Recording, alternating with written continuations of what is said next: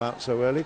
Tina Rasmussen, the champion in 2008, as you said, wasn't able to make it. So, well, we certainly will be having, again, 3 Singapore Open Badminton Championships with non-Chinese winners, which is quite an unusual event in a Super Series, isn't it? Yes, it also brings other people into the finals, and I think it's exciting. No, you don't really know who's going to win, and it gives a lot of opportunities for the other countries to show their stuff.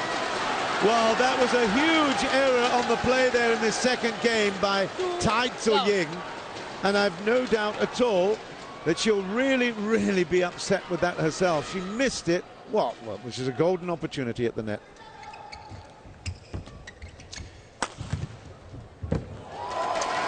And there this time, she picks up her first point of the second game, and at 1-2, she's now got the serve.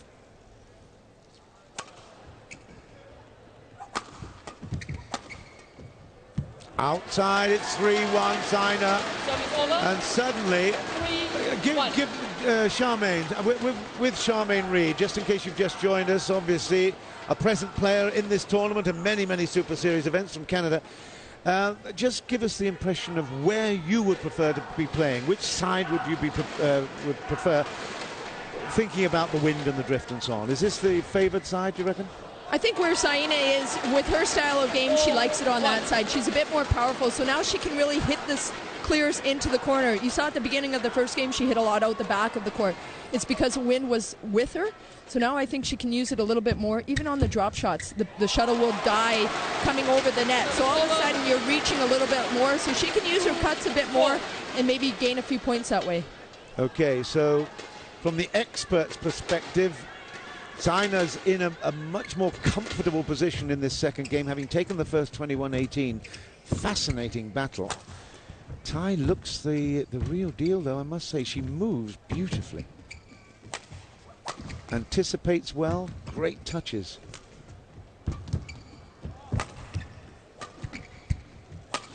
And that was a little bit extravagant. Maybe a bit more patience required there. I mean, it was a good, super technically, that shot, but she's under a bit of pressure now, and this is the difference, isn't it, between youth and experience. Once you're under pressure, it's just a little bit more difficult to recover. Exactly, and Sina is a very mentally strong player. She's tough on court, she's a runner, she'll fight for everything, so you know you can't get an easy point just by hitting it. She's going to get it back, so that also is mentally hard. Another out up the line there, and definitely Tai Tzu-Ying is finding these lines at this end, or certainly from this end of the court, much more difficult to control and to find. That's a better shot. Now that was power, it was good placement, but again, she wants to finish the rallies early. She doesn't want them to go into depth. I guess that is obviously what she's been coached. I think that's the right thing, but right now then she's trying too hard and going for the line, especially on the left-hand side, and making the easy mistakes like that again. And at 8-3, this is the situation we expected from the first game. And I honestly thought that's what would be happening, but of course it was a huge surprise. That's the point. 4-8. Huge surprise the way that Tai came through so strongly. She's got the good looks of youth and great movement of an athletic and very talented player. Definitely watch out for her in the future. Whether or not she will have the mental strength to cope with some of the Chinese players that she'll bump into over the years to come, well, time will tell. Oh no! Oh, dear, oh dear. If she'd managed that one, that would have been outrageous. But again, she's prepared to try it. 9-4. Just watch this. Ay, ay, ay. You do that just in training, normally.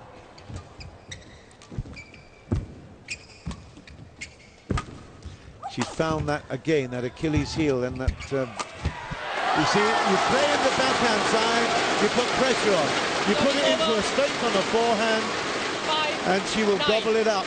Great smash, 5-9. It wasn't just the strength, it was the placement, wasn't it? Exactly, she gets to it high, lots of opportunity, and goes cross court. She's got a real open face and personality, you can tell. People love that. All the crowds love to see reaction. It's on the line. Zaina doesn't like it.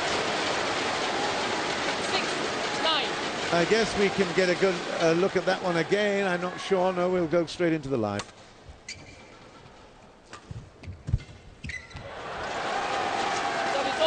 It's 10-6 though. Zaina Nehwal has put pressure on, forcing a few errors, both at the line.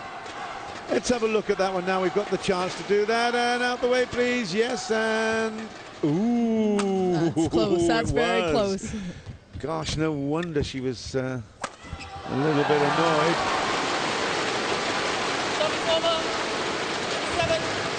7-10. Again, it's easy for us to commentate and to be looking at it from a distance, but you keep it away from the forehand, and I think you've got a really good chance. But she's keeping it on the forehand side, and that's dangerous play for Zaina.